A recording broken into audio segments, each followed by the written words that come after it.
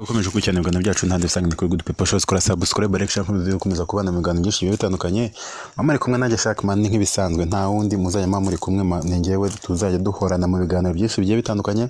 Habayeho impinduka nyamuneka twabiganiraho cyangwa se tukongera tukabinonosora kugira ngo nabyo mubashe kuba mwabimenyeshwa cyangwa se mubashe kuba mwabwirwa. Ariko muri iyi minsi no mu bihe bizaza n'ibizakurikira iyi cyane ni yanyu, muzahora muyumvaho. Shackman ajya nkubwire sasa ngo tujye dukomeza gukunda ibiganiro byo kuri cyano kugira ngo tubashe kuba twamenya ibirenze n'amakuru agezweho n'amakuru y'ingenzi avugwa hirya no hino mu gihugu, muri politike, muri show business, mu buvuzi, mu buzima ndetse n'ahandi hose wifuza bigegeranyo bigiye bitandukanye. Icyo uzamuzashaka cyose mujya muri comment section zazifunguye, mwandikemo icyo mushaka, mumbwira muti ibi nibi tuzajya tubibagezaho nta kibazo, kuko buri hamwe hose narubwo ngo turakomanga bagakingura, ntaho duhejwe kuko turabyemerewe kandi tubifitiye ububasha bwo kuba twakora buri kimwe cyose mwadusaba. Nta kindi bisaba no kujya muri comment twatubwira nta mafaranga ntacyo hano, ugakora subscribe, ugakora comment, ugakora like ndetse ukanatubwira icyifuzo cyawe wumva ukeneye nicyo twazagukorera ubutaha. Najya nkubwira ngo nyamuneka wowe utarakora subscribe uracikanwa kandi ugeze abandi bageze kure bamenya ibyiza kandi byinshi. Najya nkubwira ko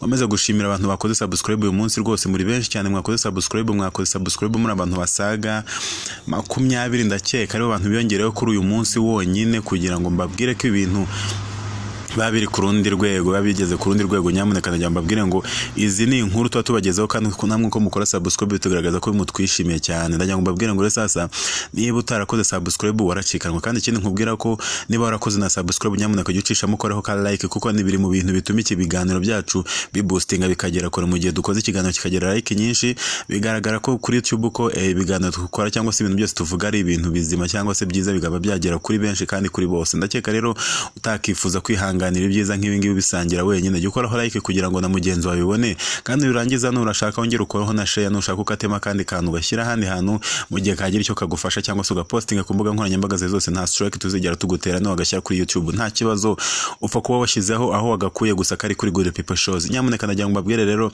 umuntu twashyizeho agahembo cyangwa se agahimbaza muziki ko umuntu ushobora kuzadukorera logo nziza, ashobora kuzakubitana n'amafaranga agera ku madolari 50 yose, ibihumbi bisaga 70 byose twabiteretse ku muntu uzakora logo nziza y'iki kiganiro. Ndajya mbabwire ngo rero n'ahandi wayohereza uretse kuri nimero WhatsApp yacu 0789379459. Jyana yumbwire ngo ewana niho hantu honyine ushobora kuba washyira iyo logo yawe kugira ngo tubashe kuba twaguhereza ako kayabo k'amafaranga y'u Rwanda utavunikiye, wicaye hara kuri mudasobwa yawe cyangwa se kuri mashini yawe, ukaba wagira iki, ukaba wakirika ukegeranya utuntu n'utundi kugira ngo ubashe kuba wakorera ayo mafaranga. Ntibigoranye rero no gukora logo gusa, ukayishyira kuri nimero maje kukubwira, ukabijya muri comment ukayiduhereza, ukatubwira uti nabahaye ntuzi nino twazayakwima ukazaturega ubutaha. Ariko ndabizi ko turaba kwizerwa kandi turizewe cyane, nta handi ni kuri Good People Shows. Najya nkubwire ngo nyamuneka ikibazo cya The Ben na Bruce Melody ndetse no umuntu bita Bulldog n'abagabo batatu bakomeje noneho muri iyi minsi nabo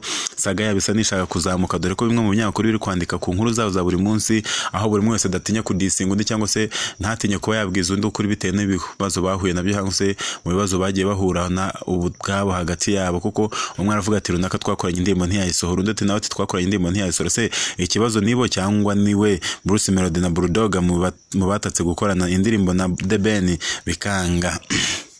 Ntabwo muruta ariko sintekereza ko imikino burya iza mbere y'imirimo. Ni amagambo yavuzwe na Itahiwacu Bruce Melody agaragaza ko atishimiye uburyo mugenzi we Mugisha Benjamin The Ben yamwitwayeho ubwo yageragezaga gukorana nawe indirimbo, ndetse n'ibya kabiri bagerageje gukora ntiyakunze cyangwa se ngo isohoke bibajyanze tuyirebe. Nabwiraga ku munsi w'ejo mbabwira nti hari ibihangano byinshi cyane bigiye bitwa n'aba DJs cyangwa se n'abanyamakuru n'abahanzi bagiye batandukanye biba bitarigeze birangira, abantu agashyira ikiganza n'undi agashyira ikiganza, ariko byajya nko kuri video bigapfa cyangwa se byagera kuri ku mastering indirimbo nabwo bikanga. Ariko yatangaje ibi ku wa 16 Werurwe 2024 hashize imyaka 2 Bulldog avugiye mu itangazamakuru ko yagerageje gukorana indirimbo na Rotate na The Ben bikanga, ndetse yumva atagishaka kugaruka kuri iyi ngingo kuko yakomeye mu nkokora ibikorwa ibikorwa bye. Kuva mu myaka 3 ishize The Ben yisanze mu itangazamakuru no mu ntambara z'amagambo ahanganye cyane na Bruce Melody bishamikiye ku kuba buri mwe yarashakaga gukorana kugaragaza ukuri kwe ku ndirimbo ebyiri bombi bagerageje gukora bikanga. Rwabaye urugamba rusaba abagabo yaba Bruce Melody imbere y'ibyuma bifata amajwi n'amashusho yaba The Ben. Buri wese yasubizaga mugenzi we ibyo amatwi adashaka kumva. Uretse Bruce Melody wagarutse cyane kuri iki kibazo yagiranye na The Ben, mugenzi we Bulldog yabivuzeho inshuro nke ubundi arazibukira. Ubanza bituruka ku gihombo yagize. Imyandiko zimwe ziri kuri internet zigaragaza ko hari impamvu nyinshi zashobora gutuma umuhanzi adakorana indirimbo na mugenzi we nubwo baba babyemeje. Ya mbere sasa tugiye kukubwira nuko ibibazo by'amafaranga hari igihe abahanzi bashobora kutumvikana ku giciro cyangwa ku buryo abazagabana inyungu zavuye mu ndirimbo. Itandukaniro mu buryo bw'umuziki, abahanzi bashobora kugirana ibitekerezo bitandukanye ku buryo indirimbo izaba imeze cyangwa ku njyana bashaka gukoresha. Ugasanga bose barabishwane bapfuye ubusa, bakavuga ati se injyana izaba ari iyihe, uburyo bizari iyihe, tuzaririmba mu buhe buryo. Umwe akavuga ni gakondo, undi akavuga tuzashyira muri afrobeat, undi akavuga tuzashyira muri hip hop. Bigateza rero kuba byatuma indirimbo ibasha kubitasohoka. Icya kane sasa biravuga ngo icya gatatu munyihanganira ubushuti cyangwa amakimbirane hagati y'abahanzi. Hari igihe imibanire hagati y'abahanzi ishobora kubangamira umubano wabo bikabaviramo kutuzuza ibyo bateganyije. Icya kane sasa biravuga ngo ibibazo by'umwanya cyangwa gahunda. Abahanzi bashobora kuba bafite gahunda nyinshi zitandukanye neza rimwe na rimwe bikaba byatuma batagera ku masezerano. Ibibazo icya gatanu sasa ni ibibazo by'uburenganzira bw'indirimbo, copyright. Hari igihe habaho kutumvikana ku bijyanye n'uburenganzira ku ndirimbo. Aha ni igihe umwe mu bahanzi azahabwa uruhare rwose cyangwa uburenganzira bwose ku ndirimbo. Icya gatandatu nuko kutumvikana ku nshingano z'umuhanzi. Iyo bamwe batumvikanye ku byo buri wese agomba gukora muri studio bishobora gutuma indirimbo idakorwa. Icya karindwi sasa ni ibibazo byo kumvikana ku bisobanuro by'indirimbo. Abahanzi bashobora kutumva neza cyangwa kutavuga rumwe ku bitekerezo cyangwa amagambo abashaka gukoresha muri iyi ndirimbo. Ya munani saravanga ubushake buke. Hari ubwo umwe mu bahanzi abura ubushake bwo gukorana na mugenzi we kubera ko ashobora kuba afite ibindi bikorwa by'ingenzi cyangwa impamvu zitewe n'umwaka w'ibikorwa. Icya cyenda biravuga ngo ni ibibazo byo kubona batunganya indirimbo cyangwa se producers. Aba batunganiriza indirimbo ari ba producers. Hari igihe abahanzi batabasha kubona producer mwiza cyangwa umwe bafite mu isoko ryo gukora indirimbo bashaka gukorana. None muri izi mpamvu zose ni iki cyatumye The Ben adakorana indirimbo na Bruce Melody cyangwa se Bulldog? Duhere kuri Bruce Melody. Muri 2017 nibwo The Ben yatumiye Bruce Melody, barahura baraganira ndetse banagera ku kiganiro mu biganiro byo guko bakorana indirimbo. Iyi ndirimbo bagerageje kuyikora ariko ntiyabafasha gusohoka. ntiyabasha gusohoka ku mpamvu Bruce Melody yavuze ko zirimo kwirengagizwa na mugenzi we, kuko ubwo yajyaga mu kumureba yarasanze ari gukina umukino wa PlayStation na Zizo Al Pacino. Mu biganiro n'itangazamakuru, Bruce Melody yakunze kumvikanisha ko The Ben yamusuzuguye mu buryo bukomeye ubwo yari mu kiganiro Mambo Museto cya Radio Citizen yo muri Kenya. Bruce Melody yavuze ko indirimbo ye mbere yari yakoranye na The Ben yari yakozwe mu buryo bw'amajwi audio na producer Made Beats, ariko itigeze isohoka. Yavuze ko nubwo atari inshuti cyane na The Ben ariko akunda indirimbo ye yise I Am In Love.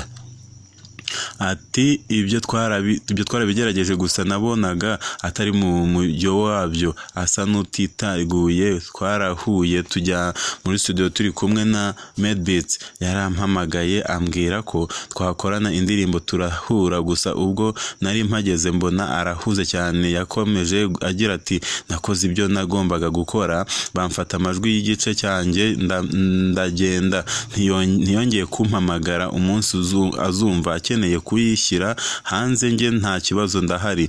Akazi kanjye ni umuziki, nawe ni umunyamuziki mwiza cyane ufite ijwi ryiza. Mbere yuko yerekeza mu bitaramo muri Amerika ku wa 13 Werurwe 2024, Bruce Melody yabwiye The Ben kureka imikino ahubwo igihe cy'akazi kigahabwa agaciro. Yavuze ko hari ibyo avuga abantu bakamutera amabuye ariko ngo biba ari ukuri. Ati rimwe na rimwe hari igihe mvuga ibintu byabaye abantu bakagira ngo ndabeshya. Biriya bintu yavuze ntabwo yabeshye 70%. The Ben yatumyeho abantu be rimwe na rimwe, nawe aranyivugishiriza. Buriya rero sinjye mbiha agaciro cyane nk'umuntu mukuru, ntabwo muruta, ariko sintekereza ko imikino burya iza mbere y'imirimo. Akomeza ati njye sinaterwa ishema no kuvuga ngo narakinnye. Hari kuba akazi abyumva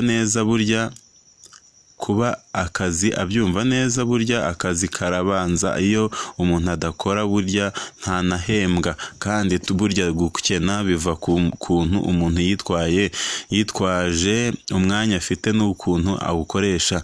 Ndakwemera mukuru wanjye, ndanakubaha, ariko njya ukora uve mu mikino. Urumva ko hano bagiye bandikamo nabo tuntu ntago ari ngiri kubisoma neza. Ariko jya ukora uve mu mikino. Muri 2019 The Ben yakoreye igitaramo gikomeye mu mujyi wa Kampala cyiswe Blankets and Wines, cyabereye ahitwa Rugogo Cricket Over. Ni kimwe mu bitaramo byamuhaye umubare munini w'abafana. Ubwo yari muri uriya mujyi yatumiye jweho Bruce Melody bahurira mu kabyiniro ka Guverinor bagirana ibiganiro byegejeje ku kwiyemeza kongera gukorana indirimbo.